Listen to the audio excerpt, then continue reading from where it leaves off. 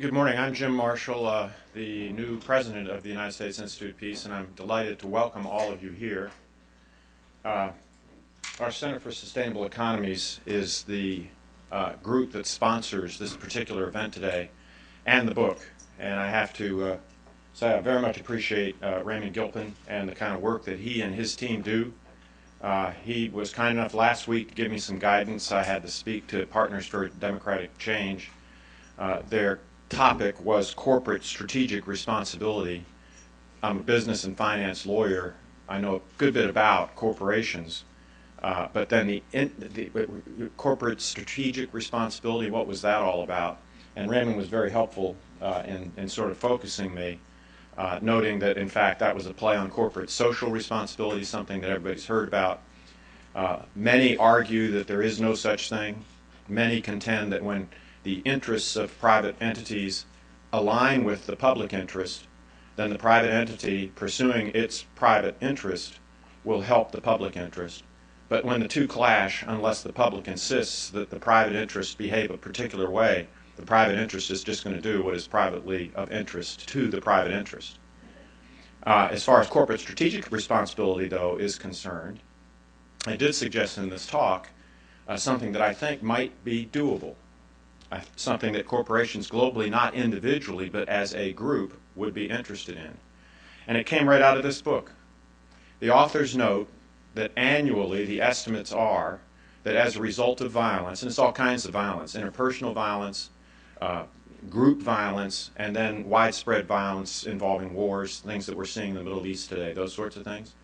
The annual loss in economic output for the world is approximately 9%. And then the authors note, contrast that with what the IMF said was the one-time loss caused by the global recession of 2009, 0.5%. So clearly, violence is causing the world to leave an awful lot of money and profits on the table. Now, is any one individual corporation going to step forward and try and do something about that? No. It'd be Don Quixote-ish. But you can imagine corporations globally, businesses globally, being interested in seeing that their tax dollars and tax dollars generally are wisely spent by individual governments who have a lesser individual interest in global stability and peace than global corporations have. You can imagine global corporations strategically deciding to band together, costs very little to do this, and pay attention to how governments, public entities, I guess I should say, to include the United Nations and others, are spending tax dollars, and whether they're spending those tax dollars in a wise fashion to further global peace, which is good for business, which generates more profits, which generates more taxes. And you could really see corporations coming together to do something like that. Wouldn't cost them much to do it, and it would certainly be in their self-interest. The idea was prompted by reading this book. So I congratulate the authors. I'm delighted that you're both here. Welcome. I think this will be a very interesting presentation. I read the book last week. I think it's an excellent contribution. Thank you.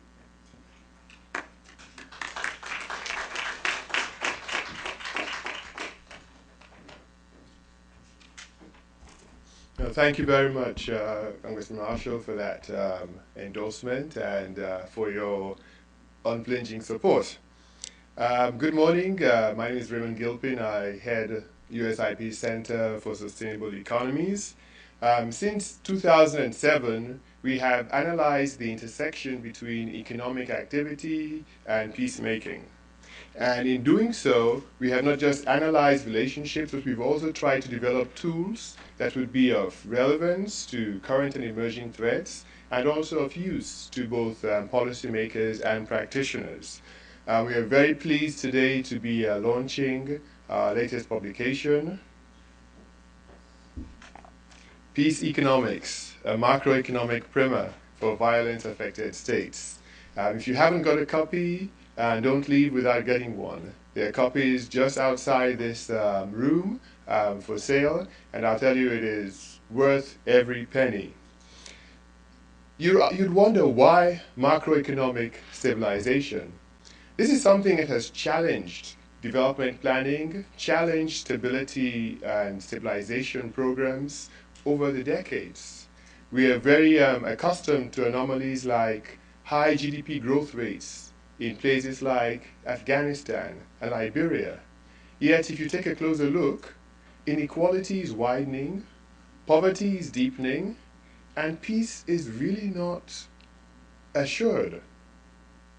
We also hear a lot about improvements in budget execution. Budget execution might be improving, but revenue effort is flagging. And all the underlying factors that lead to conflict-inducing tensions are still there and unresolved.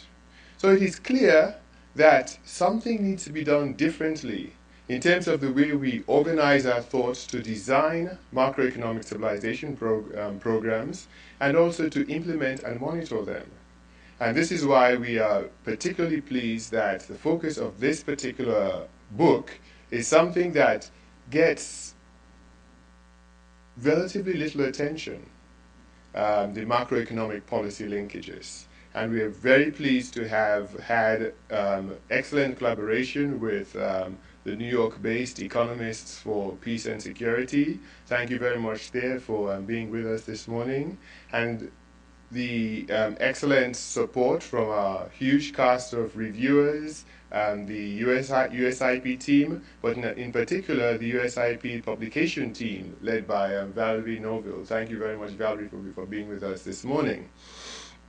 Today we want to take a closer look at how we could use economics to foster peace, and in particular economic policy. And we are pleased to have the co-authors of the book, Jurgen Brauer and Dunne, with us. You have their bios, so I would not read. I wouldn't go into detail. But suffice to say, they have both collaborated on some of the most seminal work in the area of peace economics, defense economics, and ways in which to use economics smartly to foster sustainable peace. As a discussant, we are pleased to have a good friend of the Center for Sustainable Economies and somebody who has worked extensively in this area, Todd Moss, and who is vice president at the Center for Global Development. Thank you very much, Todd, for joining us. We want to have a lot of interaction with you who are joining us here at USIP headquarters, as well as those joining us remotely via our live webcast. And so we're not going to have very long prepared speeches, but we're going to have a lot of time for your questions, your comments, and your contributions. And so to lead us off, we would have first Jurgen Brauer and then Dunne making opening remarks. They will be followed by Todd Moss, and then we would have a discussion on issues related to the book and issues related to the topic. And that ringtone reminds me. If you have something that rings, buzzes, sings, or vibrates, please turn it off, because it interferes with our AV equipment, and also as a courtesy to our speakers and fellow participants. So thank you very much once again for joining us, and the floor is yours, Jurgen.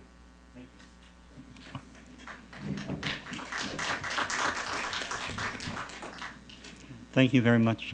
I found the speak button here on the microphone. I gather all of you can hear me back there. Is that all right? Good. Well, thank you very much for sponsoring our work. I checked the Library of Congress holdings yesterday electronically and did a little search on the phrase economics of peace. It turns out that the last monograph written with a title of Economics of Peace or Peace Economics from 1952. So it's 60 years. And actually that was part of the reason why ultimately we chose this title, Peace Economics. I had checked once before and just wanted to make sure that nothing had appeared in between. Paul and I have worked together, I think, for 15 or more years, and originally we started out as what in the field is called defense economics.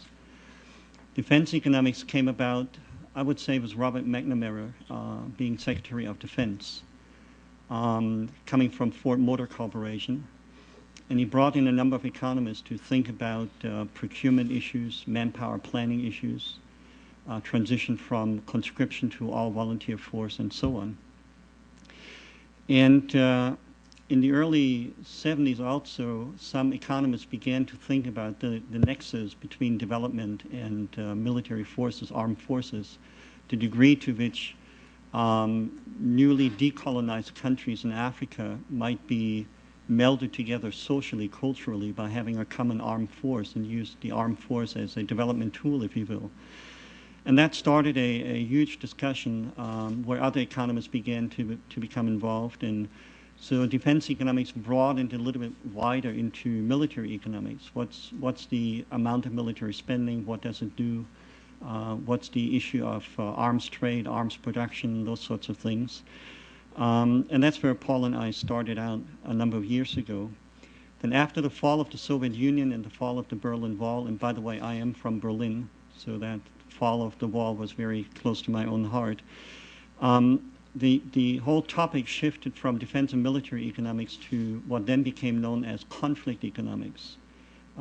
In my view, a bit of a euphemism. If you look at Syria today, that's not a conflict, in my view. And then I would say about September 11, 2001, was the attack here in Washington and New York, Pennsylvania. The field again shifted a little bit from conflict economics to security economics. Everything became securitized. In fact, some of our friends from the Institute for Economics and Peace in Sydney put out a report trying to estimate what's the cost to the U.S. economy of security, everything from biometrics, cybersecurity, home alarm systems, and on and on and on. Maybe on the order of 15% of GDP in the United States spent on securing ourselves. But security is not peace. And peace economics really is separate, it's different the way that we conceive of it. We have a formal definition somewhere in the book where we talk about peace economics as a branch of economics that studies the design of political, economic, and cultural institutions and their policies and how these policies interact from an economic lens. So we study the politics, the economics, and the cultural institutions through an economic lens that would help to prevent, mitigate, or resolve any type of violence, not just conflict, but violence.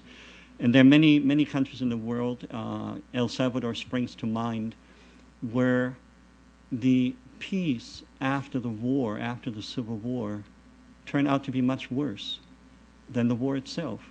And so it seemed to us that we needed to address in this book not just what ordinarily is called the end of war, but really the continuing conflict, violent conflict.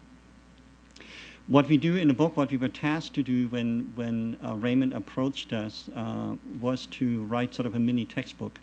And I assume that most of you are rather familiar with the issues and really the economics as well. It was very hard to write as a book because we didn't want it to be a traditional textbook that might have been a bit too high a level and too presumptuous. And we were a little bit fearful of maybe writing at too low a level. So we'll see how the eventual reception of the book goes. I'm glad that Jim Marshall got something out of it for one, and a number of other people perhaps as well. But the goal really is to, in the initial chapter, is to take a step back and think about what's the point of economics. And all too often the point of economics, certainly in the United States, we see it in the presidential debates again, is GDP, GDP, GDP, growth, growth, growth. And as an economist, I'm almost a little bit offended by that because GDP is nothing but a measure of throughput. It's from raw materials to the wastebasket, essentially. And if we increase the throughput, that will increase our living of standard temporarily, maybe for a generation, maybe a generation or two, but eventually, in the long run, it's not sustainable. Ultimately, we need to find a form of well-being that goes beyond GDP, beyond throughput itself. So we need to think about for societies that are in conflict or in violence or emerging from violence as academics, but also as practitioners, which I assume most of you are. What's the longer run objective? Let's not be so focused on the trees that we forget to step back and see the forest that we wish to create. I think that's an important point. It's an obvious point in a way, but an important point to keep in mind, to remind ourselves of. A second issue is what a colleague of ours, Ken Boulding, he's been dead, I think, for 20 years or so, but we knew him. Ken Boulding was a very famous economist, former president of the American Economic Association. He was truly a peace scholar. He referred to something as the bathtub theorem. So you have a bathtub full of water, you open the tap, you're adding production, if you will, water flow into whatever water level you have, and the drain plug represents consumption. And during periods of war or violence, of course, often the tap is turned off, but the drain plug is still open. And so basically you're emptying your savings. And when you empty your savings, let's say somewhere in rural Africa, it may mean eating the seed that you need for the next season, or it may mean slaughtering the cattle that you need to produce more cattle down the road. And so it's just, when you eat into those savings, that's not a particularly good idea. That's not a sustainable strategy for achieving sustainable peace for the next season even. So this whole idea of the bathtub of production, saving, and consumption, again, it's a very obvious and basic idea, but as so often, sometimes obvious and basic ideas kind of dissipate, and we get so focused on the day-to-day needs that we forget the longer run. A third point I might make just by way of introduction is that in the book we also talk about three different kinds of economies. The economies that we are used to in the United States and Canada, Western Europe, the so-called developed countries, is the economy of Adam Smith, the exchange economy. That's usually what all the textbooks talk about. There's free, private, global, voluntary exchange. And that's for the best of everyone. Because it's voluntary, it must be mutually beneficial.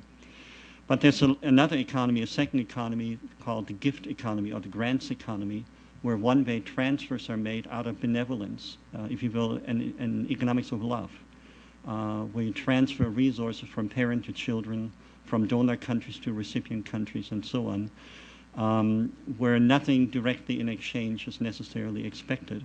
That economy is probably very large. It's never been measured to my knowledge. And then there's a third economy with particular relevance to our effort here, and that's the appropriation economy, the theft economy, the economy of fear rather than the economy of love. And that, of course, is what in many of these violent areas we deal with.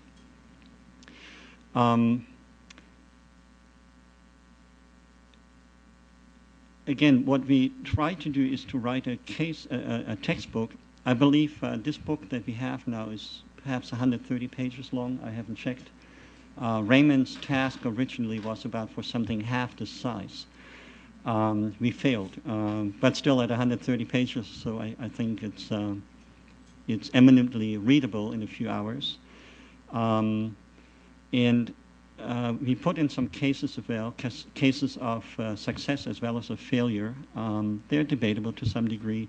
It's ultimately meant for teaching purposes. It's ultimately meant for what I hope we will have later on today. It's a lot of interaction where two people, Paul and myself, who are primarily academics, really need to have more input from the field and perhaps vice versa. Maybe over time, if the book succeeds, we will have a second edition where over time we will get in a lot of stories that will help us to flesh out sort of this interactive connection between theory and what's actually happening in the field. So it's a two-way street of learning. We end up the book with what we believe are a set of necessary principles for peace treaty design. Not sufficient conditions, not conditions or principles that will guarantee a peace to succeed. We know, for instance, empirically, depending on how you measure that, between, let's say, 25 to 50% of all wars that end in a peace treaty eventually break down again. And within 5 years' time, you have another war starting up. Yesterday, I was walking along the basin, and I saw a quote from Roosevelt saying, "We seek not so much to the end of war, we seek the end of the beginning of war." And that, of course, is what a peace treaty is meant to do, to seek the end of the beginning of war, to seek the end of the relapse, the recurrence of war. And so we have these principles which, again, are not sufficient conditions, but we hope that they identify necessary conditions. So if you violate any one of these principles, that the probability of war restarting is probably relatively high. And it will be very interesting to see eventually from the practitioner community whether these principles resonate. I'll mention some as we go along in the discussion. Well, let me just throw out one, just so you get a sense. The principle of common value formation. Unless you have a society, if you think of Syria right now, what will happen once the war ends? All wars end, so Syria at some point will end.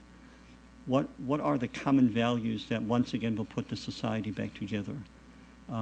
If these common values cannot be established, then I would put my money on a bet and say the conflict will just re-emerge at some point in some form. Unless you have common values in the society that hold the society together, I kind of wonder what's the point of the daily activity. Why not go to the fundamental, to the principle, and address that? And so we have a number of these principles. But let me hand it over to Paul. And thank you for being here, and I hope we'll have a good discussion and interchange.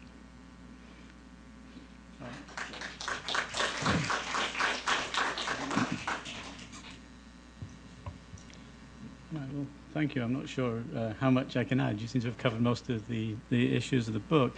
Maybe just to come and at it from the perspective of I work in Cape Town now, and living in Africa, you do get a slightly different perspective on the nature of peace.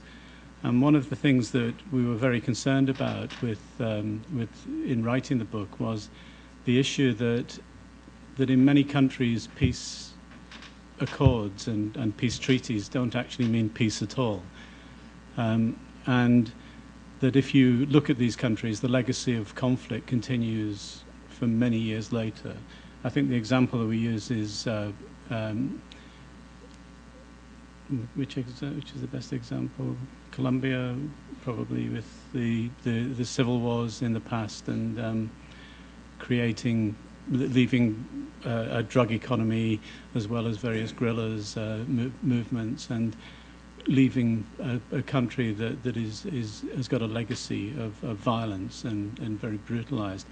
And this is something that's also evident in post-apartheid South Africa, in which sort of the attitudes of people, the sort of cultures, the things that actually, it's surprisingly after such a long time that these things still remain. And one of the reasons is because, in a sense, creating peace is not seen as a process.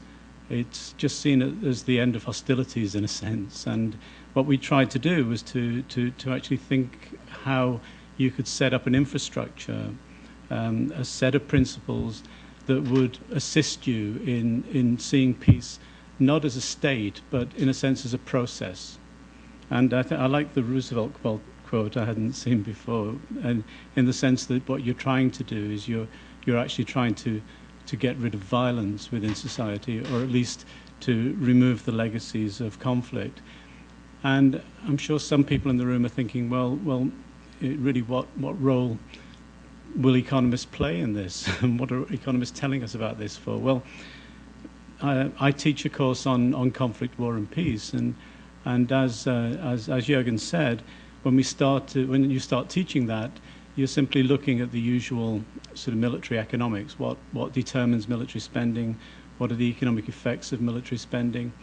And this is all and how do we explain the way the military industry and the arms trade works?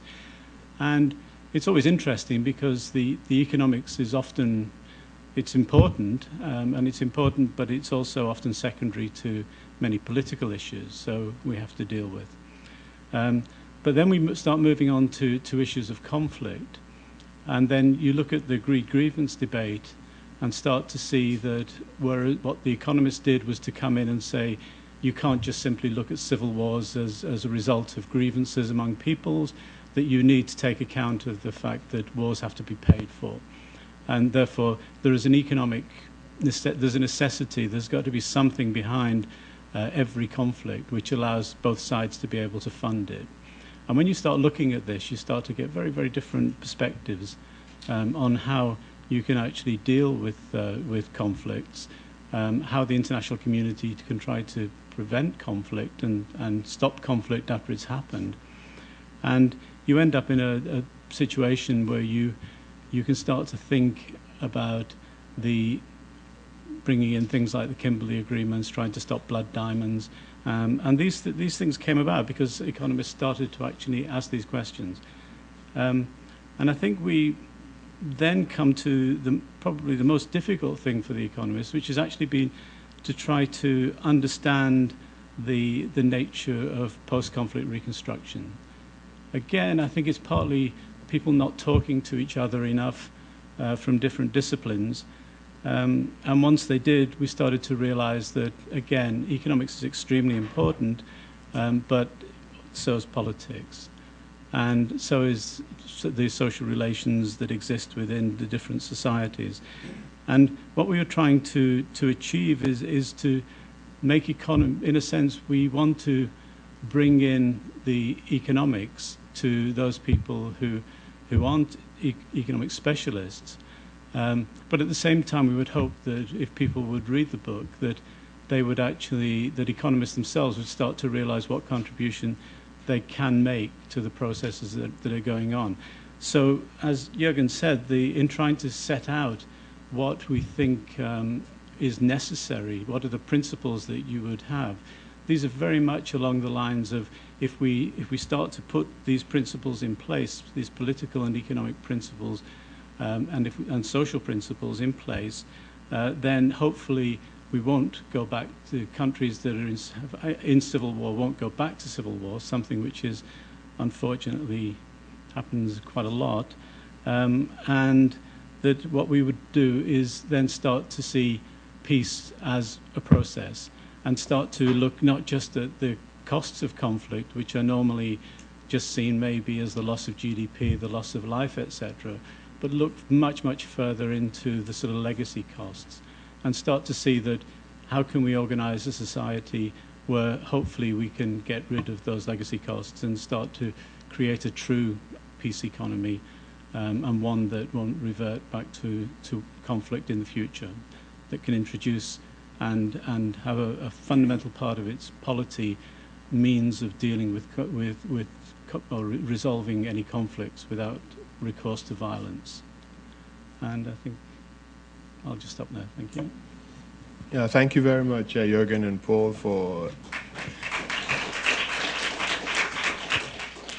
Thank you very much for laying out the broad parameters of this volume. In addition to trying to investigate what role economics can play in building sustainable peace, this publication aims to speak to a broad audience for one of the reasons that Paul just mentioned. That is the fact that in building peace, we require a broad constituency from different disciplines. And one person's notion of what GDP growth contributes or what it signifies is completely different from somebody else's. And if you put two economists in a room, you're probably going to have 5 or 6 different views about how to proceed. But there are 4 interrelated aspects of each chapter of this book that I'd like to highlight. The first is the theory to practice linkage. We have distilled in each chapter what theory should underpin decision making. A lot of times, decision making is based on what crisis you're facing at the moment, and not what the enduring framework for eventual and sustained reform should be. So in each chapter, we do present this. The second thing that you'll find in each chapter are user-friendly definitions that are targeted at the peace-building community. So you're not going to get a lot of econ jargon. You're going to get definitions that relate to the end state that both Paul and Jurgen have so brilliantly articulated. The third thing you get in each chapter are 2 case studies. One of sound practice, as we define it, and another of not so sound practice. And you find out that in many cases, when you have case studies or the case study approach, you tend to be drawn in one direction or the other. In these chapters, you are given a reasonable spectrum, not so that you reach a conclusion, A bad, B good, but you ask yourselves, what lessons could we draw from A and B that would help us build the kind of peace that is sustainable? And the fourth thing that the chapters provide are policy tips, a bulleted list of bite-sized policy tips that you could say from this chapter. If you're thinking about macro stabilization, if you're thinking about long-term economic growth, you're thinking about sustainable sustainable end states, what policy tips could I distill? And we do have a few of those. Both Jurgen and Paul and the book talk a lot about what role economics and economists could play in building peace. Chapter 5 of the book lays out 12 principles that should help guide our thinking process and also our policy design process. And I think probably a question that I'm sure our discussant Todd Moss will get to is there anything really new or impactful? That's your cue. All right, thank you, Raymond. And congratulations, Jurgen and Paul, for the book. In the week that Newsweek has announced that they're not going to have a paper edition anymore, and epitaphs about the end of the book, I spent almost all day yesterday in a book review session of a journalist, and I'm going from here to another book launch. So I do think that books still seem to be alive. But I think the key to getting people to reading them is making them accessible to your audience. And so I applaud you for trying your best to keep the jargon out of this book. Jargon's almost always completely unnecessary and more a signaling device about what language you speak and who you, what subdiscipline you come from, rather than anything much more useful than that. So I was glad to see that. So I'm going to just mention 3 strengths of the book and then 2 challenges that I think the conclusions of the book present for us as a global community, and we're here in Washington, D.C., also for the United States government. The first strength is that there are clearly very important linkages between economics and security. They do not go in one direction. We really do not understand the causality direction in many cases, and the way that these 2 things can play off of each other. But this is relevant not just for peacemaking. It's relevant for COIN. It's relevant for countering violence extreme. Oh, there we go. I used jargon right there. So counterinsurgency strategies, countering violent extremism. There are all these sort of half ideas underneath programming decisions. And sometimes they're not really very well thought through, partly because the decision makers are rushed. They're always putting out fires. But also sometimes the ideas that may be well understood in one discipline don't translate either into other disciplines, or more often don't go from the academy into the policymaking process in a way that is usable for folks. The second strength, I think, of the book is that sound macroeconomic management is pretty much always a good idea. So if you look at most of the development economics work going on right now, and a lot of the peace and security and economics work, it is entirely microeconomic. Almost all new PhDs doing development economics right now. I haven't come across one working on macro issues in a long time. So I was very glad to see that that somebody's putting attention on big macroeconomic issues at a time when it's not very popular, but still very, very important.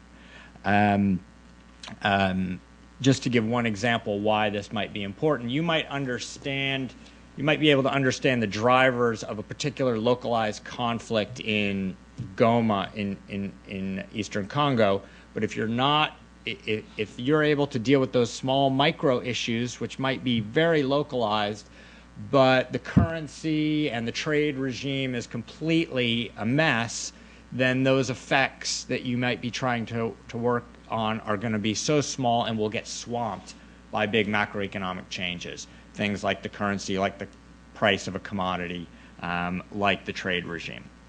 So that's, I was glad to see that. And then the third is that they focus, well, they don't focus on it, but the book talks about the social contract. And Raymond in his opening remarks said, oh, we really focus on budget execution. We're really focused on how governments, how effective are they spending money.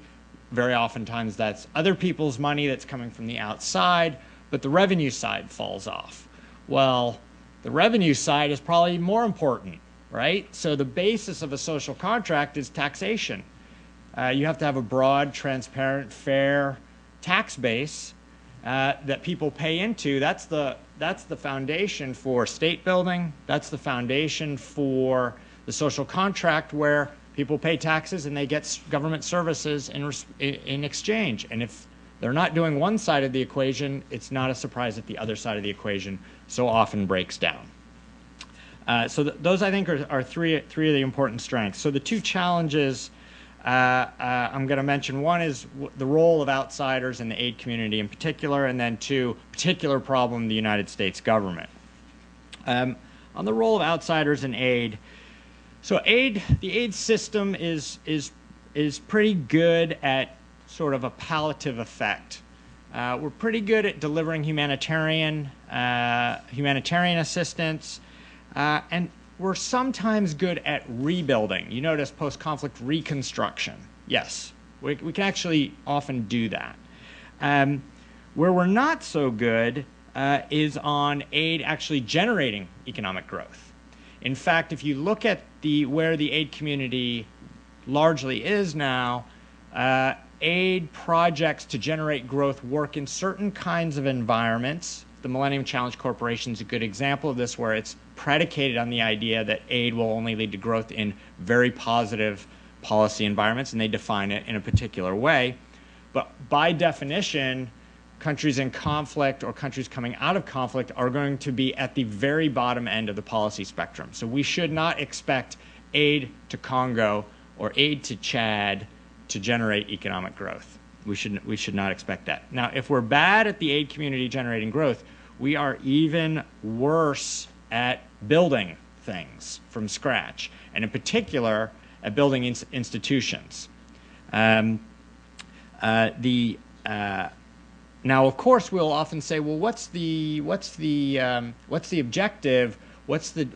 How is this country going to come from a situation of poverty and violence to one of prosperity and peace? We say they need strong institutions, which may be true, but it's the equivalent of telling an insomniac that you've diagnosed their problem and they need to get more sleep. It's true, but it's actually not very helpful. It's a circular kind of logic. And I'm going to come back just at the end as to why this is a particular problem for the U.S., why institution problem is a particular problem. So then what about using economics to try, could we use aid and money to try to encourage better policy and better behavior? So we have both coercion and bribery here. We can do both. So coercion, sanctions, I actually think the U.S. is getting a lot, we as an international community are getting a lot better at sanctions. We could do better, but not too bad. In terms of bribes for better policy or to bribe people in order to keep the peace, actually I think the literature is very clear that kind of conditionality almost never works. the information differences between those being asked to do something and those doing the asking is so vast that just I spent some time at the World Bank, and I think the common assumption is that the World Bank has all this pressure on local governments, but in practice, almost no country does something that they don't want to do already, and they have plenty of ways of kind of tricking the donors, whether it's the World Bank or the U.S. State Department, into reasons for not doing what they don't want to do and still getting the money. So I do think that we still need to find ways for nudging folks toward good decisions, for supporting progress, and for trying to dissuade bad behavior, but aid in general is just kind of way too blunt an instrument to do that. There are cases where you can be nuanced about it, but usually the instrument is too blunt for the task. Now, my final point is, why is this a particular problem for the U.S.? Well, one is that our foreign assistance structure, now we're not even talking about the foreign policy structure, just the foreign assistance structure, there are over 24 agencies involved. It is extremely fragmented, and you have extremely large agencies with relatively big budgets. Everybody complains about the aid budget, but people still have relatively large budgets and very, very large staff, and these agencies all have different mandates and goals. So trying to get a large interagency group together to come up with a strategy for supporting peace in Eastern Congo is a tremendous lift. So whole of government might work in Sweden, maybe even in Australia. Small number of people, they all know each other.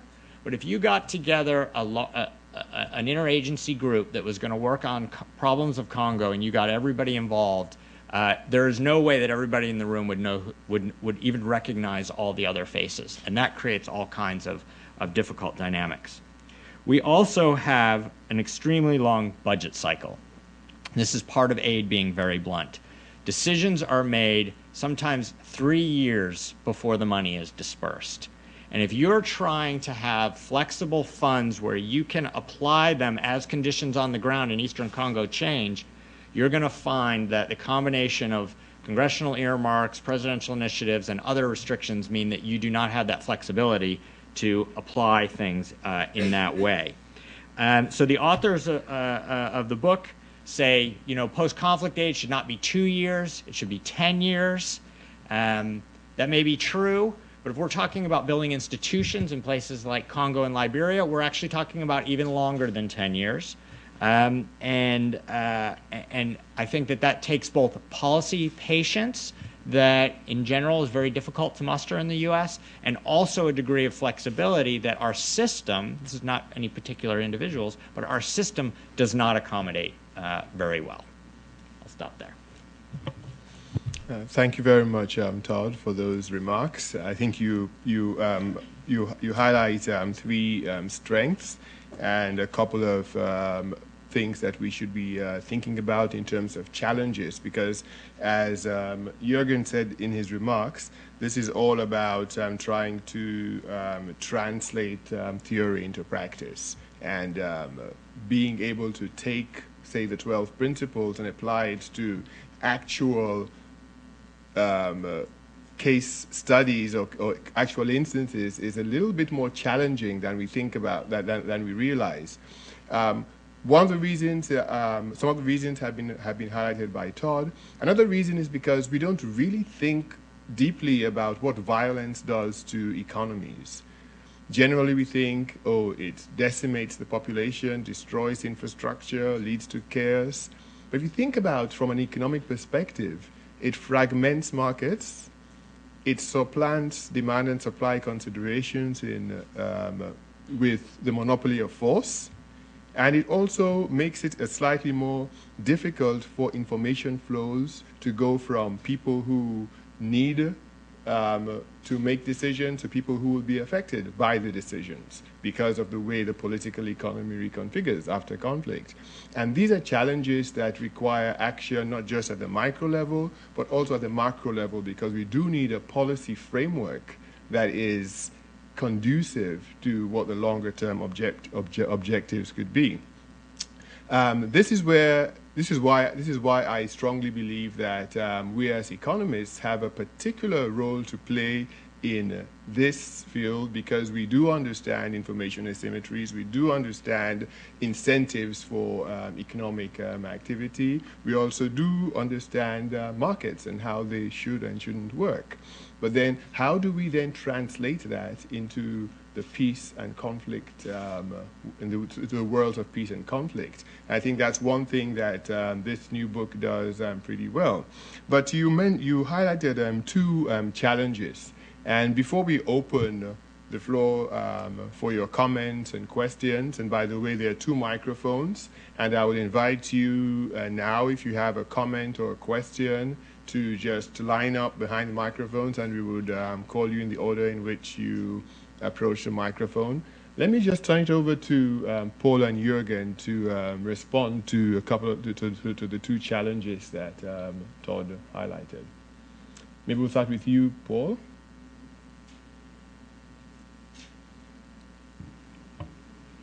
Thank you. Well, I think there's a very useful and helpful discussion of the book and what we've tried to achieve, and I think the challenges are definitely there.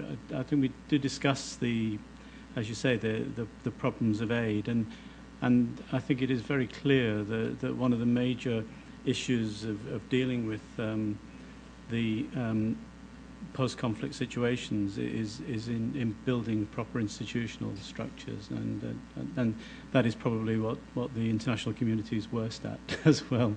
I think we also have to put it into perspective that we also have to remember that when we're looking at from outsiders, when we're actually going into a country, we have to be very, very careful that we engage with civil society as well. In the sense that it's very, very easy to go into what was a civil war and in a way actually provide support for the people who caused the trouble in the first place and actually go against the people who suffered, because you're often bringing protagonists together who were the people who started the trouble in the first place. And you have to be very careful that you try and build a society that's why some of the actual principles that we bring in are attempting to overcome that problem, that you actually have to get something that's acceptable to society in general and build fair institutions, etc., and really think in the long term about how you can support the country and prevent it and maintain peace and remove violence as well and create structures which will work. And again, I think it's very true as well that sanctions. I think it's also important to recognise as well, and this is something that markets, in a sense, markets will always exist, and that when countries actually end, when they come out of a conflict, they're actually coming out of, they have a war economy that exists, and it can actually be that rather than supply and demand in the normal sense working, what you've actually got is a very criminalized economy, and that needs to be restructured. But you can't just simply walk in and change things and normalize a country overnight. It takes many years, and sometimes going in, no matter how much aid you throw at it, and actually trying to normalize these things in the short run can be hugely problematic, especially if you don't really understand the complexities of actually what's going on. And one of the things we're always saying is that you really have to understand the conflict before you can really understand the post-conflict as well. And I think that pretty much ties into the point you were making, I think. And again, I think with in terms of using economics, the things are getting better with sanctions, but they are, as you say, a blunt instrument. And bribes probably could be used better to actually prevent conflicts, but they haven't. I don't think there's an awful lot of support for that. Maybe if Saddam Hussein had been given $1 billion to actually go away somewhere, that might have been a better outcome than protracted conflicts in Iraq. But again, I think it is far too blunt. And I think it's not just a problem for the US. I also think that the international community always has a problem in bringing together the different groups and the different interest groups to try and focus on a particular country. And I think the DRC is hugely problematic in the sense that I think it's important that local areas are actually involved in peace building. But when part of your local area is involved in looting, it makes it a very, very difficult situation to deal with. I do hope that at least what we can achieve with the book is to provide some, at least make people realize the context that these countries are operating in. And I think, as Raymond said as well, it's important that, well, you both said that it's important that the macro aspects are recognized.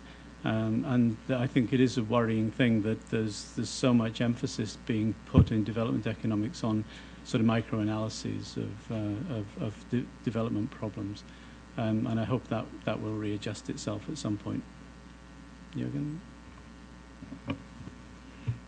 Yeah, thank you, Todd, for your comments, as well as Raymond.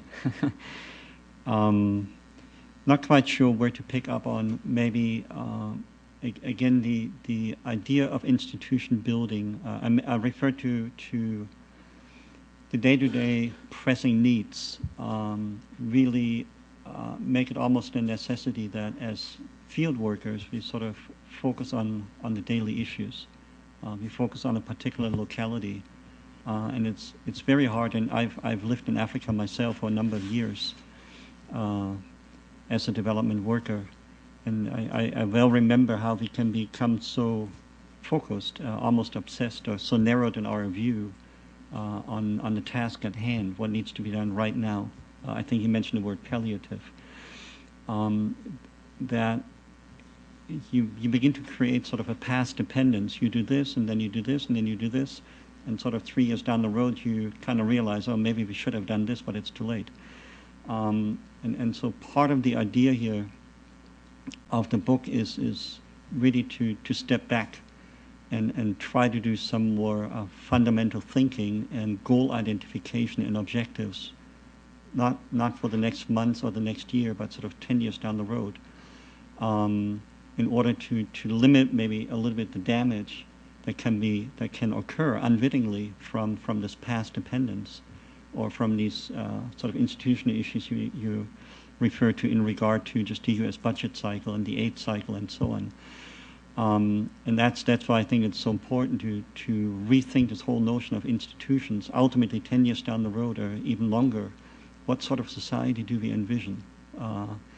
And economists in recent years actually have garnered a number of Nobel Prizes on their work for institutional design. In fact, the last one, just given a week or two ago, on market design in markets where there are no prices. How do you design a market for kidneys when, for moral or other reasons, people believe that kidneys should not be bartered, should not be bought and sold? So how can you use economic ideas to create a market nonetheless and improve on the overall welfare of the affected people to some degree? It won't be perfect, but can you do something that's better? And economists, well, you can go back all the way to Adam Smith talking about institutions. What exactly does it mean? And I think, again, in the daily hubbub of what's going on in the field, it's kind of overlooked that one really needs to think harder and longer of maybe even experimenting with different approaches of what can be done to create a set of institutions or a framework that will basically restrain all the parties not to deviate too much and create sort of alternative things that are flowing around that ultimately just lead to the relapse of violence. One of our friends, I think it's Neil Cooper, to my knowledge, invented this term, the criminalized peace economy. As Paul referred to in his opening remarks, often we see peace as the end state.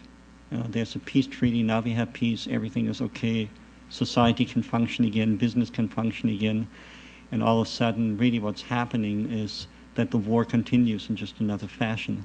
And so we have a criminalized peace economy where the international aid community moves away from El Salvador, for instance, leaves it to its own devices, but actually the entire social system is broken. And how do you reconstruct it? And so nothing much gets done.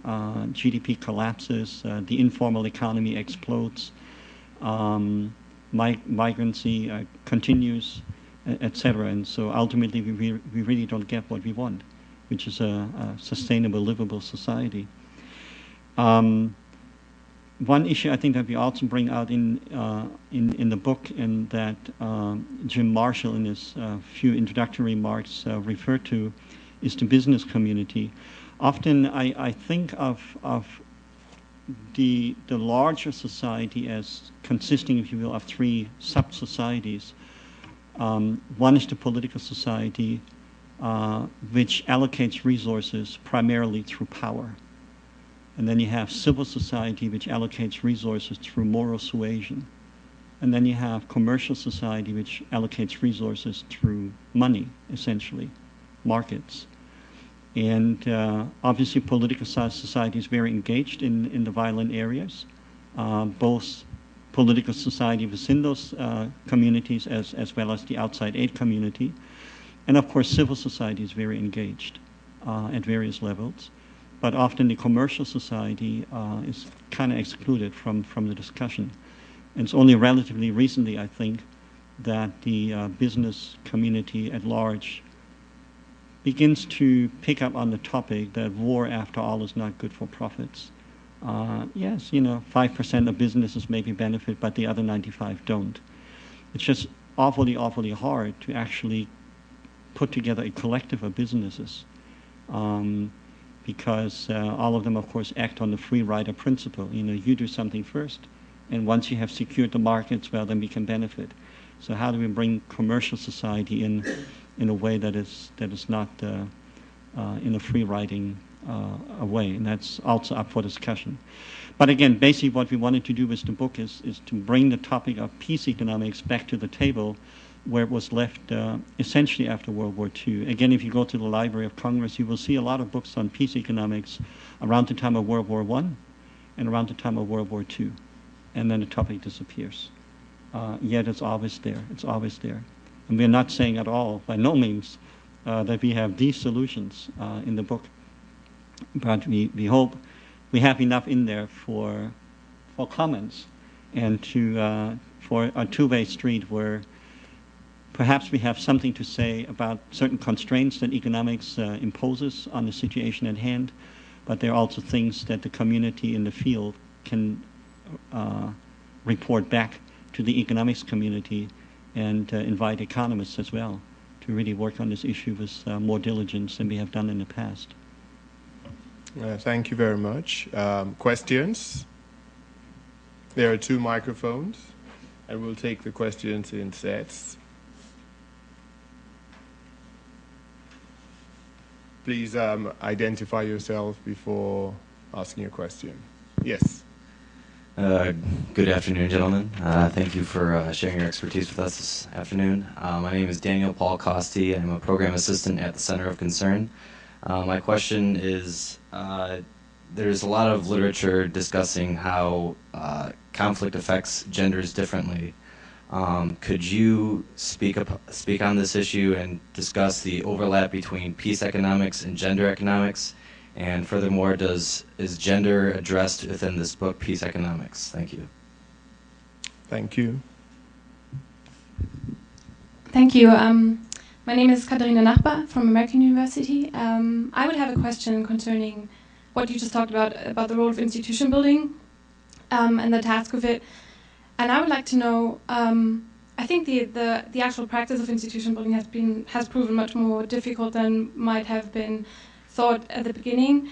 Is this something we just need to do better, or is it something that we need to just improve in, or is it something we can actually not do the way we are doing now? Would you say we are on the right path in terms of institution building, or do we need to overthink the way we do it currently? Thank you. Thank you. Good morning. Thank you very much for this presentation. My name is Yvonne Jennings. I'm a professor at American University International Peace and Conflict Resolution Program. And in fact, I have a class on economics of violence and peace. I was very enthused to see your book. And my question is, how do you see that the field of peace and conflict resolution partner with you in your effort to help societies build sustainable peace? Can you repeat the question? How do you see that the field of peace and conflict resolution partner with economists so that we can help societies build sustainable peace? How can we work together? Thank you. We'll take two more. Yes, sir. Thank you very much for your presentation. My name is Jody Vittori. I'm a professor at the National Defense University. Having come up close and personal to the criminalized economies that you spoke about in Bosnia, Iraq, and most recently in Afghanistan, I was wondering if you could maybe give a preview to what might be in your book on what are some of the suggestions of how to slowly break apart those particular criminal states. You've highlighted the problems of them, but I think the international community is certainly grasped for some policy possible solutions. Thank you. And one more in this round. I'm Tara Ruttenberg, and I'm a consultant with the University for Peace in Costa Rica. So I'm very happy that this event was happening while I was in town, and thank you for the book that I look forward to reading. My question seeks some response on a structural level in terms of what the objectives of policy recommendations are seeking. Is it focusing mostly on economic growth as a means to peace in recovery situations? Or were any non-market alternatives considered there? Thanks. Thank you. Oh, well, maybe a last one. Lawrence Freeman from ER Magazine, Executive Intelligence Review, the Africa Desk. I think one thing to point out is that in the current global situation today, you're seeing this conflict because you have a collapse of the post-Bretton Woods system and you have an escalation of war. I mean, people are talking about this period being the guns of August, and with the European monetary system collapsing, the Russians are very, very nervous about an escalation of global war. On the question that you brought up, if you go back to the Roosevelt period, there was a conception of how to provide peace. And Roosevelt discussed this when he was in Africa, and his son discussed it, Elliot Roosevelt, in his book, which differed from the British Empire, which was develop these countries with infrastructure. He had a whole plan, Roosevelt did, to develop Northern Africa with water. This has not been done by the West. The Chinese are doing it a little bit now, as you see in Ambassador Shin's book, which I reviewed, but the West doesn't do this, and the West won't do it under the current financial system until we have a Glass-Steagall reform. But if you look at South Africa, there you had a relatively, what people say is a good resolution of conflict, with the Afrikaners being removed from power and the ANC coming in. But none of the underlying economic solutions were involved. And you're seeing it played out today. The same Anglo-American controlled resources was there, and is there today, and the country right now could be in a state of complete collapse. So there is a long-term policy, which is credits long-term 20-year 1 to 2% interest rates for infrastructure. Every conflict I've looked at in Africa is a legacy of lack of infrastructure and ethnicity left over from the colonial period. If people have food, water, power, rail transportation, that's the long-term solution. And that's not going to come from the markets. That's going to come from credit, from governments. And that's what we should be doing. And I think I'd like to have your comments on that. Thank you very much. 5 sets of excellent questions. And in the interest of time, let me see if I can divvy them up. Well, Paul will take the first one.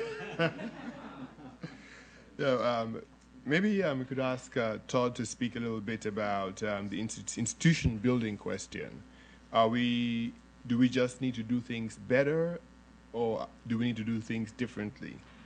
And also, maybe give us your thoughts on how you see the worlds of peace and economics working together to attain the end states that we so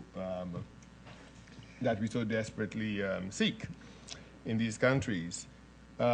Maybe Jurgen can talk a little bit about the gender question, and peace and gender building, and also tackle the last question, which is, I think, is at the heart of a lot of what we are talking about. How do we translate our theory into practice? South Africa, for instance, there was a political change, but Larry suggests that the economic fundamentals remain the same, which is why we are so many years after the transition, coming up against the same problems that are leading to violence and unrest. Then Paul, we have the question on how do we break the war economy? And here we're thinking about practical solutions. And think Afghanistan, as we are moving towards 2014, one of the key issues from a policy dimension have been how do we ensure that we have a framework that will be robust post-2014? And a lot of that is predicated upon the nature of the political economy relationships. And as we know, they have both the criminalized, i.e. corruption, and criminalized, i.e. narco trade dimensions. How do we disentangle those, and what sort of practical suggestions could you give for countries like DRC, but in particular in this instance, Afghanistan post-2014? Maybe we can start with you, Todd. Okay. I normally think you take questions in groups so you can pick and choose which ones you want to avoid, but you're not letting us off the hook here. Look, on institution building, the short answer is I don't know. Okay, I don't think that the current path seems to be working very well, and I think we need to create systems that allow innovation and risk taking in these kinds of environments. I'll give you one example. What we tend to do is try to just replicate what we know well. Okay, so very good example, Liberia, country that is unique in some ways in that it actually has the attention of U.S. policymakers. Probably 95% of countries are so low on the priority list that they won't get attention. But Liberia does have attention. One of the critical sectors that was completely destroyed in the war was the justice sector. And this is partially criticism of myself. I was in the State Department 07-08 when we were trying to work on some of this. And so we had a model for justice sector reform. There were some good ideas. Let's rewrite the laws and let's train courts how to do case work. And they can handle it. And we brought some fantastic DAs, former DAs from all over the United States to go there, work with Liberians on casework. So we tried to replicate an American justice system in the Liberian context. And when I went to visit one of these projects, I was told that it's going really well. The caseload right now, we're getting through about 4 cases a month, which is up from 2 cases a month. And there's a backlog of 16,000 cases. So it was like getting hit in the face. Like, this is never going to work. So the idea of just trying to mimic what we do here in other societies, I just think that completely doesn't work. So we need to try to find other ways, and I don't have even an answer in this one particular case. We need to try to find ways to be creative, work within systems, try and support existing systems on the ground. I don't know enough about Liberia, but society didn't collapse completely. There is a social justice domestic indigenous institution there that we could support instead of trying to make it look like the Milwaukee justice system. So that's the one thing I'd say. I don't really have an answer on how to work together. I think part of it is the language. I still struggle. I work at a think tank where we try to translate economic research into policy relevant advice. Some of it is about changing language. A lot of it is about putting it in the format that policymakers recognize.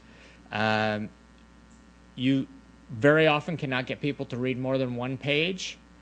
So your goal should be give them the page that gets them enticed, that they ask their staff to go read the book. That's kind of, I think a critical challenge. Let me stop there. Thank you very much. Jurgen? Thank you. Right. So the constraint is I'm asked to address two specific questions rather than the one that I may have to add to, but I'll maybe do that later. The first had to do with violence affecting genders differently. Absolutely true. In this book, we do not address that particular question. I already mentioned in the introductory remarks that the book is about, small as it is, it's about twice as long as the initial page number or word number that was given to us by Raymond. Not only did we have to leave out the whole topic of violence and gender, but many other topics as well, which is unfortunate. But that's, again, why I said a discussion will be very helpful for what's actually happening on the ground, to what degree perhaps the second, third edition over time will simply need to sort of shift certain balances within the book, needs to address different kinds of issues. So certainly I do a lot of work now on the so-called commercial firearms industry. Syria is a bit of an exception in that heavy weapons are being used.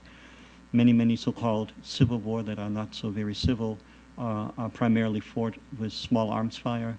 And there the gender imbalance is very evident to see, that usually the weapons are carried by men. Many of the victims are women and children. So I'm well aware of the sort of topic, but like many other topics, it just didn't seem possible to put it in this particular book. On the other question I was assigned at this point, I think the gentleman made reference to, I think back there, to Roosevelt talking about infrastructure, really long-term projections, built infrastructure credits over 20 years, these sorts of things. I'm sure all of you in the room recall that the World Bank Group originally started, or the major element was the International Bank for Reconstruction and Development. After the fall of the Soviet Union, we had a European equivalent. And really all of the development banks ultimately are about reconstruction and development means long-term. Again, sitting here in the West, in the United States particular, so much of what we do is so short-term oriented, 1 year, 2 years. Having lived in Africa and having taught literally on every continent in the world, to me, development is a generational issue. You talk about at least one generation, if you're lucky. Often you talk about 2, 3, 4 generations. I regularly surprise my students when I pull up data from the so-called Penn World Tables, University of Pennsylvania. We have data going over 60 years. Sometimes it's hard to find those sorts of data from the World Bank or the IMF. They usually go back to 1980 or so. That's only 30 years. That's one generation. There's not a whole lot you can see. If you can go back even 60 years, you see a lot more.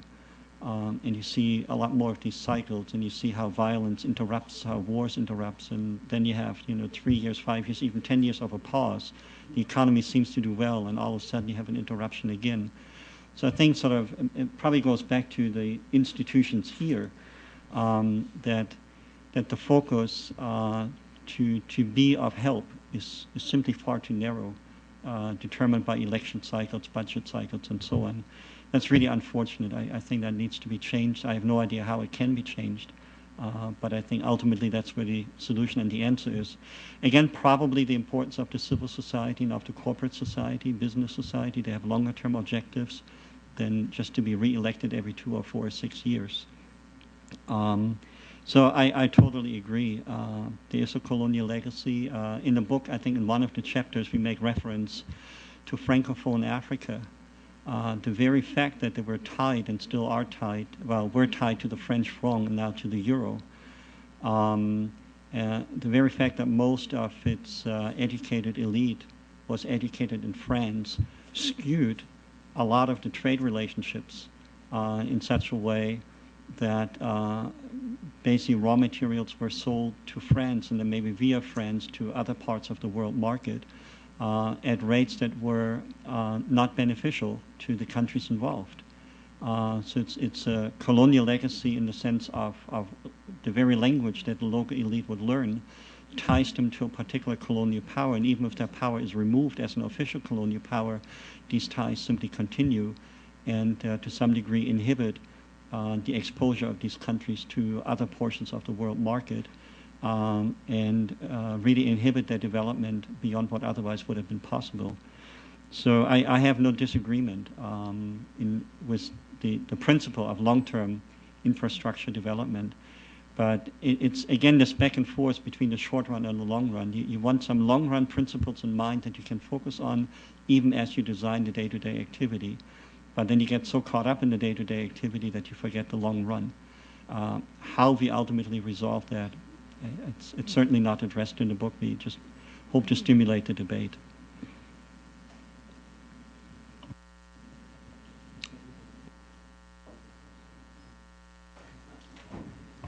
Thank you. Well, I think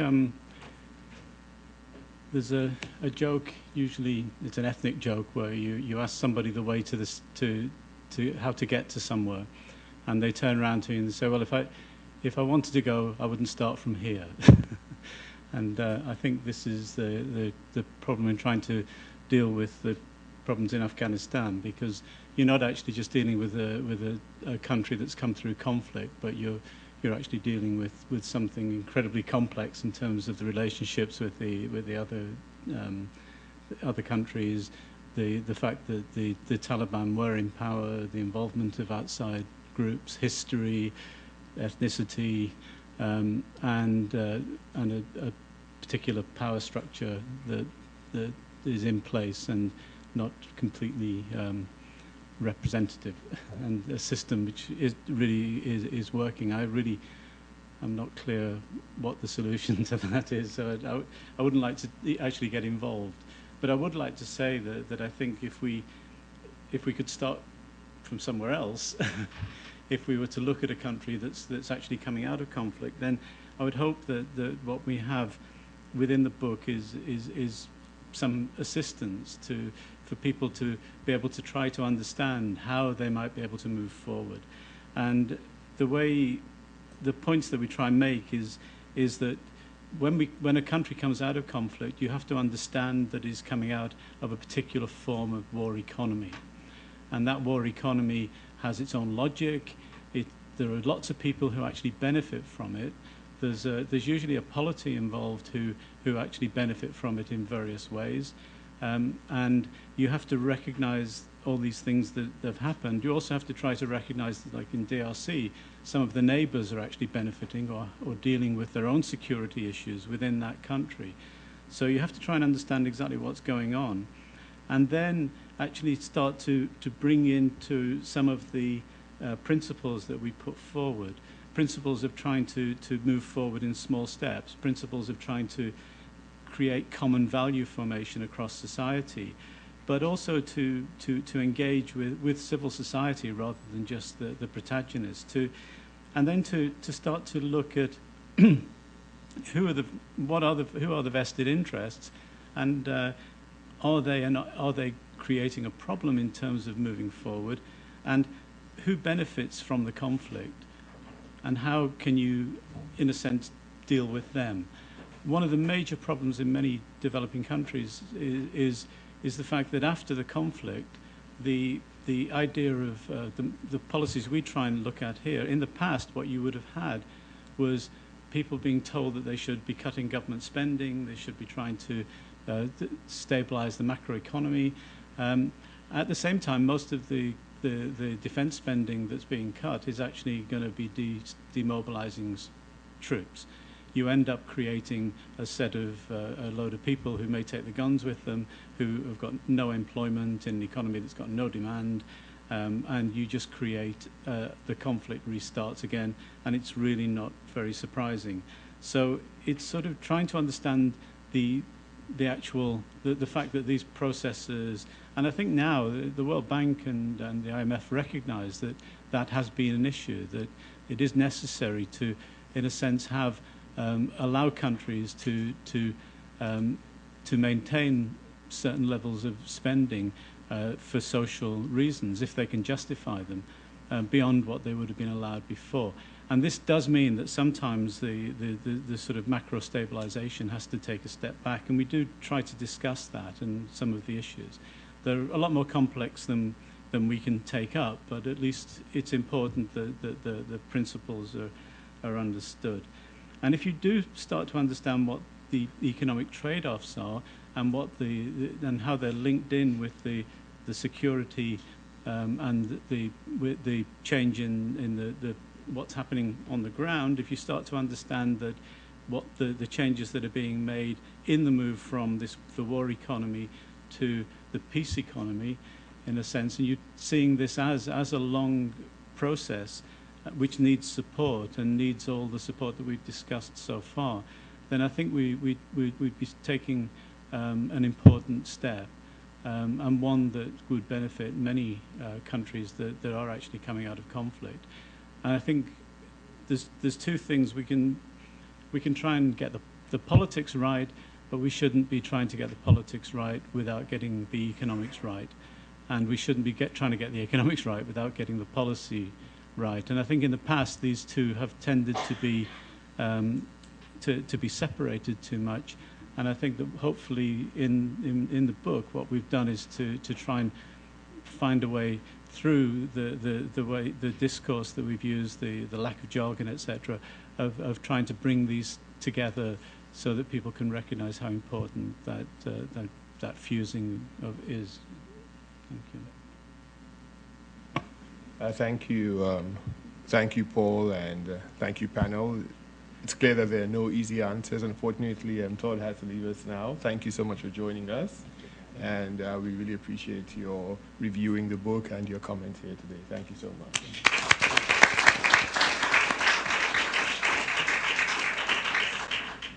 All right, another round of questions. Oh, Jurgen had something to add. Thank you.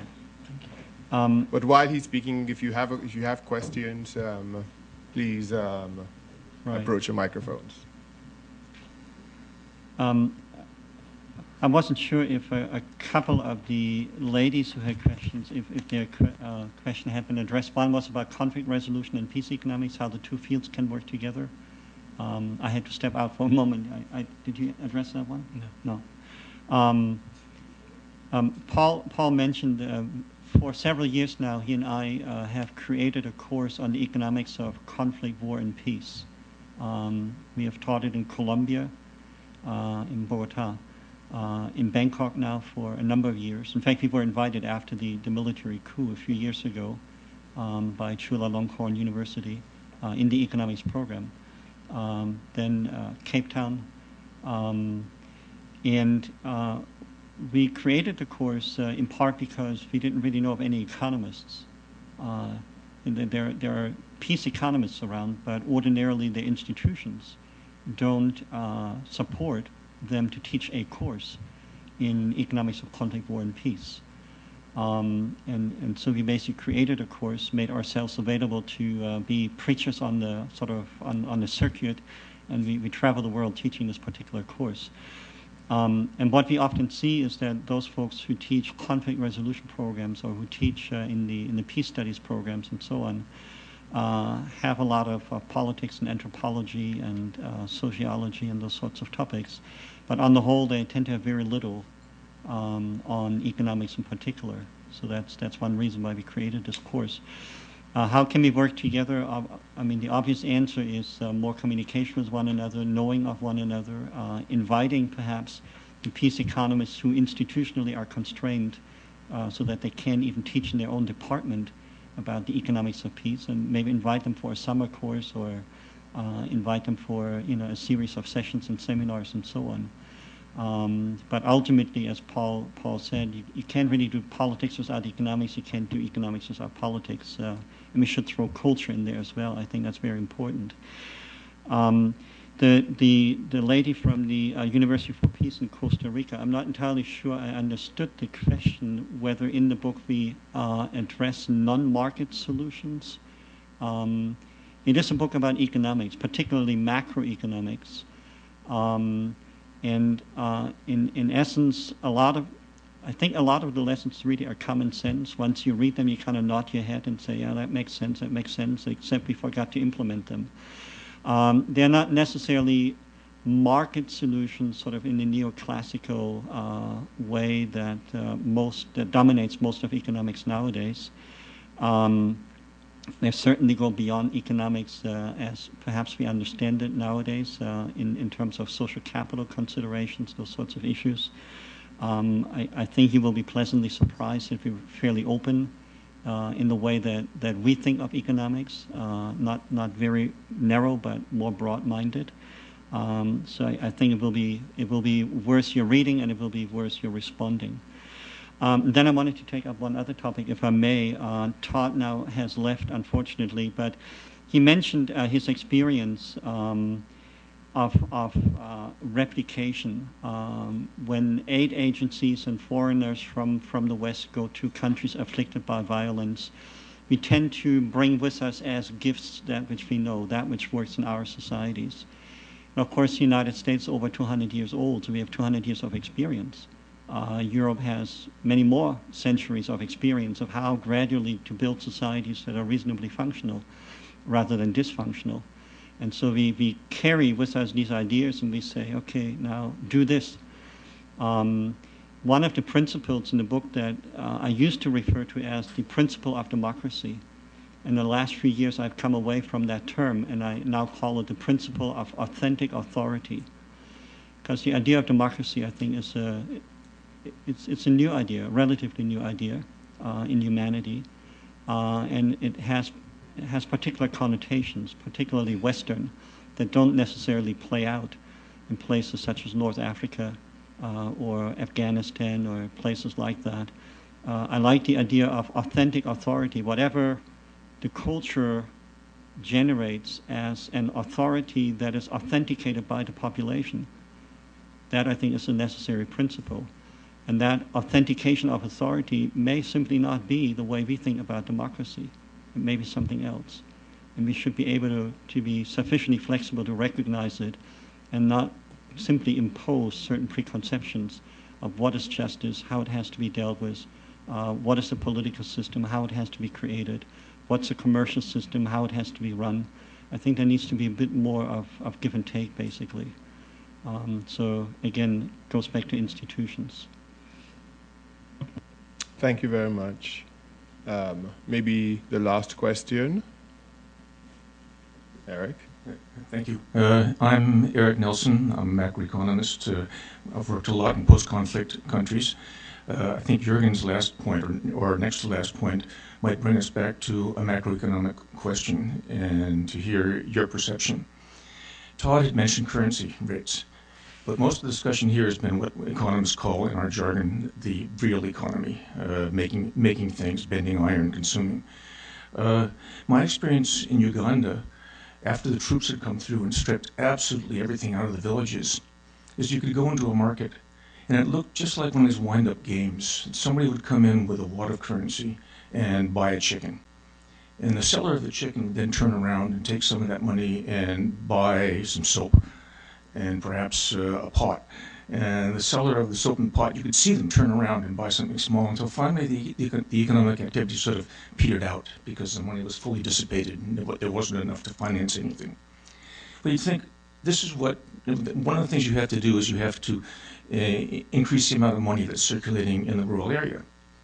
But if you look at the original transaction, in Uganda at that time, the weight of the currency to buy that chicken probably exceeded the chicken because the government was too willing to produce money, not willing enough. And part of the problem for an economist is the public wasn't willing to accept that money. They wanted to get rid of it as fast as they can. Can you give any feedback on the monetary realm as to what might be done in a post-conflict situation to try to improve the rural monetary deepening to help launch the economic activity in the rural area?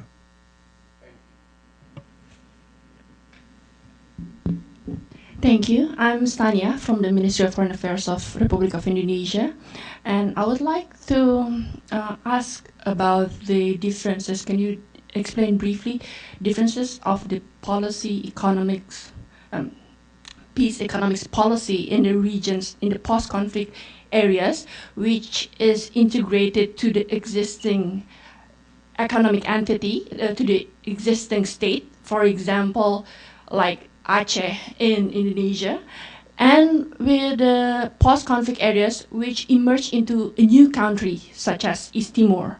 Maybe in Europe it's like Serbia and Yugoslavia, and then the new countries like Southern Sudan.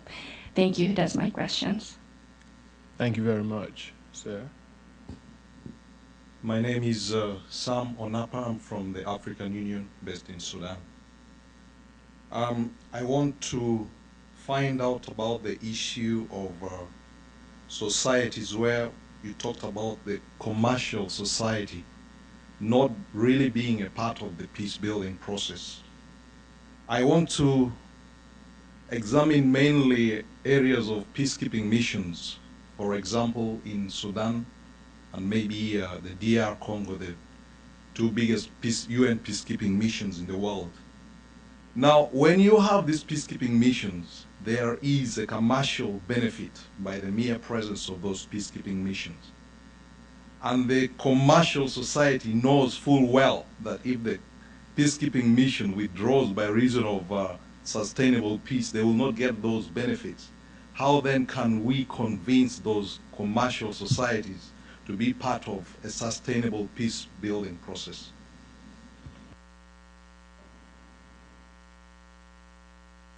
Thank you very much. Three good questions, and I'll add a fourth that came to us via Twitter from the Uppsala Conflicts Data Program in Sweden, I presume.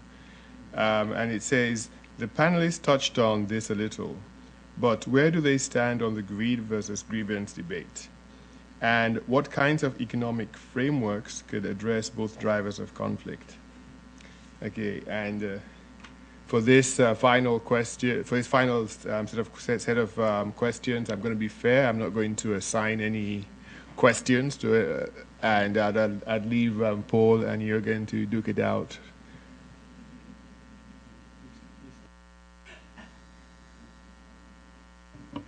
I was saying to Paul, it's all his. I said the same. Right. But he's kind enough to let me go ahead, and so I picked the easy ones, right? Maybe I start with the gentleman from the African Union. You're right. I think it's fascinating, actually. In the old days, so to speak, we talked about the commercial benefits to the arms manufacturers. We talked about the merchants of death that had a commercial self-interest in prolonging warfare. And you're right, in a way, all these various peacekeeping missions, peace-building missions, they create new interests. But it's a commercial interest that is relatively small for the affected societies. When I talk about commercial society at large, think about a company like Pepsi-Cola, for instance, a consumer brand. What do they gain from a peacekeeping mission in the Sudan, for instance, or a peacekeeping mission in Uganda, or all the various places, Indonesia, they have been mentioned? Really not a whole lot. When I talk with entrepreneurs and corporate business folks, it's again the same thing. The bottom line for them ultimately doesn't pay. Whether it's war making and arms manufacture, or whether it's the peacekeeping community that sort of has a self-perpetuating interest, it's a relatively small part of what could be. I've said many times, and I'm sure those of you are familiar with Africa, is that Africa is a prosperous place. Imagine Africa at peace, just how prosperous it could be. Imagine Africa without a need for peacekeeping forces to begin with. How prosperous it could be. So many natural resources, so much wealth, natural wealth, human talent, and so on. To me, it's not inconceivable at all that Africa could in fact be very rich, very wealthy. So, yes, so we can acknowledge your point, but I think even in acknowledging point, it's sort of beside the point. I think there are vast commercial interests that would benefit if we could bring certain African countries up to well, European or North American levels, if you will. Society at large would benefit much more, both domestic commercial interests as well as international ones, of course. On Indonesia or similar countries, how do you integrate peace economics into the existing economy? I guess that goes back in part to what we refer to as the criminalized peace economy, or whatever economy there is after violence, that their underlying inertia, underlying trajectory, that just keeps going. That there is sort of a built-in set of relations, if you will, habits of conducting transactions with one another, where relations that led to war in the first place may just be recreated over and over and over again. So again, I think what peace economics is about, the definition I gave you at the beginning, it's about the economic study of political, economic, and cultural institutions, such as to prevent conflict, violence, or if we have to mitigate it when it has started, or to resolve the violence when it really has gotten out of hand. So it's really the issue of a longer-term perspective of sort of, as Paul said, in order to resolve a conflict, ultimately you have to understand what generated it. And what generated it often are structures and institutions that are put in place long ago, decades ago, that really need to be broken and completely rethought.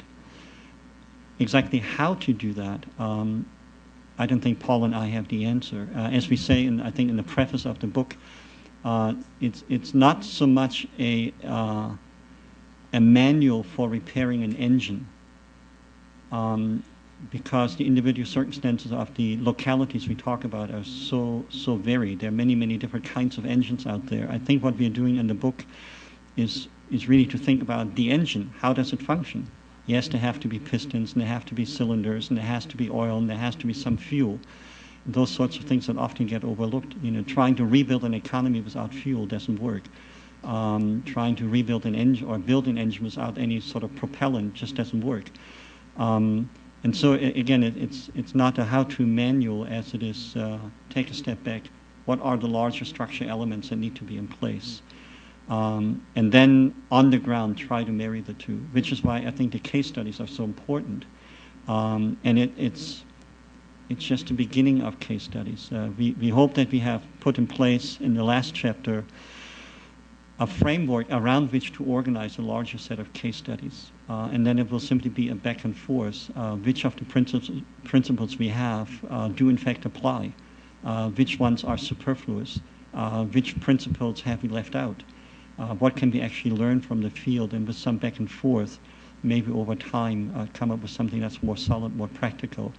In fact, Raymond's charge initially was, can you, Jurgen, and Paul create the equivalent of a U.S. Army field manual, where the commander or the field worker, can look up on page, N137 of what I do today in my local community.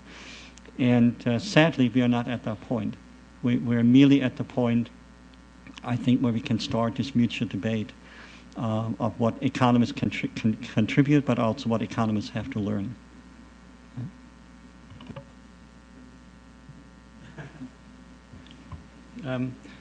I think from Eric's point, I take your criticism of the presentation. We have actually sort of ignored the monetary side of the and the issues, and I think that's not done in the book. There is a section in which we discuss these issues. I think the main thing is that I think historically there's been a tendency with structural adjustment programs to see the sort of macroeconomic stabilization as intended to be immediate, sorted out straight away, opening up markets, cutting restrictions on trade, just opening up the markets completely and to as much of the economy as possible, and trying to control the money supply, etc.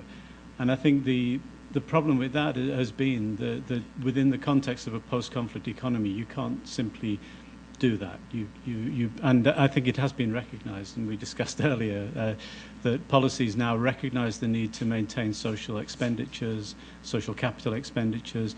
As long as countries actually have plans, they're allowed to maintain levels and supported in various programs. And so it's been recognized, and we try to emphasize how important that is, that you have to deal with the real economy, but we also should, in a sense, we just haven't in our discussion focused on those issues of the sort of monetary economy and stabilization, etc.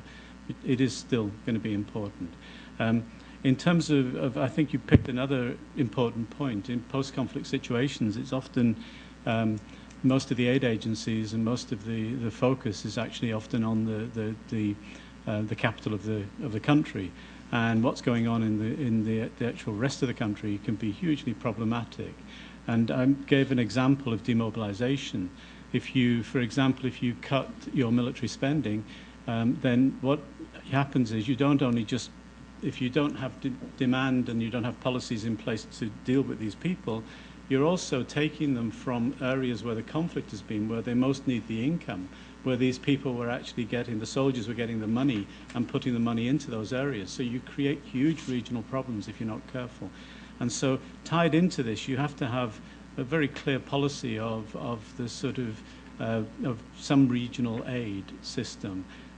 So I think I've found that things like road building, infrastructural building with using high labor methods, so that you actually don't use machinery, you generally use labor. It can be more expensive, but it can actually be very good at actually giving heads of household in post-conflict situations a little bit of surplus that can assist them in surviving the war and actually providing employment, etc. So I think it's extremely important. In terms of the grievance debate, well, we don't really address that in this situation. My feeling, my reading of the grievance debate is that, in a sense, the economists are never subtle, and they have a tendency to sort of go in and say the data shows that grievances aren't important. Well, they did say that. They actually then came around to the fact after there's a huge literature now, absolutely huge literature, which comes around to the idea, well, of course grievances are important. But the problem is that what a lot of the grievance literature before Paul Collier's and Hoffler's work was doing was actually tending to ignore the economic issues. And it's this fusion of the political and the economic that we're arguing for. And what's clear is that you cannot have conflicts if those conflicts have not got some sort of economic support. That can be external support, it can be diasporas, but it's very, very expensive to run even a small guerrilla army. It's actually very expensive to run conflicts. So in most developing countries where there is a civil war, one side or the other has diamonds or coltan or gold or oil. So there's usually some way in which the income comes in. And I think the grievance debate has just got to the stage where we're finding a lot more out about conflicts and the complexity of them and the types of issues and things that can affect conflict, but we're also realizing that we have to take into account both greed and grievance, but that you cannot rule out the importance of the economic, and that is just something that we're trying to and that's something that has to be recognized in post-conflict situations.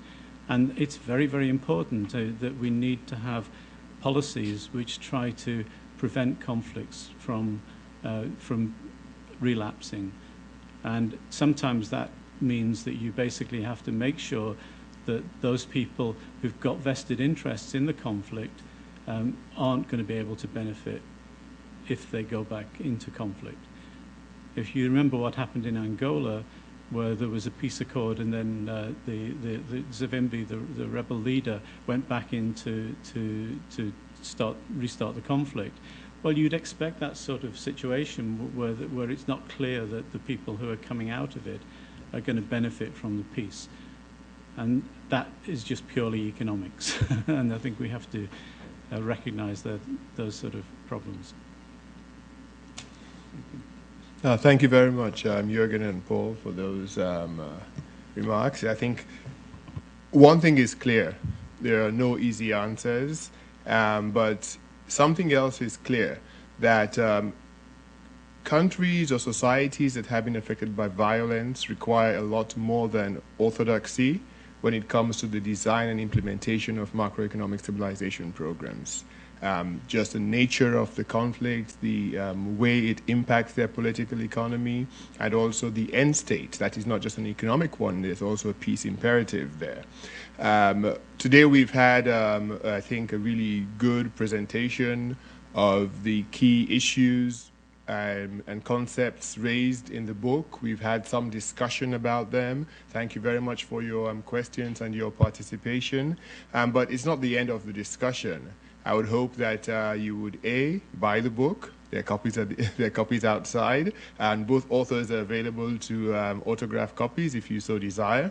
But also, and more importantly, get back to us with questions and comments, because this is not the final chapter. We would like to revisit these issues again, and probably in the next edition, incorporate some of the issues that you have raised, fill some gaps, and strengthen some other parts of our arguments. I would ask you to probably do this through the USIP extranet site, which is, I think, usip.inec.org, the International Network for Economics and Conflict. Go to the USIP website, and there's a link in the banner. And send us your questions, and we could probably even organize an online discussion on issues that you find of particular interest. I think it remains for me to thank the authors, both Paul and Jurgen, for traveling all this way to be with us. Thank you so much also to Todd Moss, who unfortunately has left, but also for his sterling contributions. This collaboration would not have been possible without the hard work and support of Thea Harvey and Economists for Peace and Security, and also the entire USIP team who made this happen. Once again, I'd like to reiterate my thanks and appreciation to the USIP publications team. Valerie, thank you so much to you and your team, especially Kay and Michelle for being so patient with us. And to the Center for Sustainable Economies team, led in this event by Shade Brown, who's at the end. And thanks so much to all of you for joining us here, and those of you joining us via our live webcasts. Thank you so much. Thank you very much.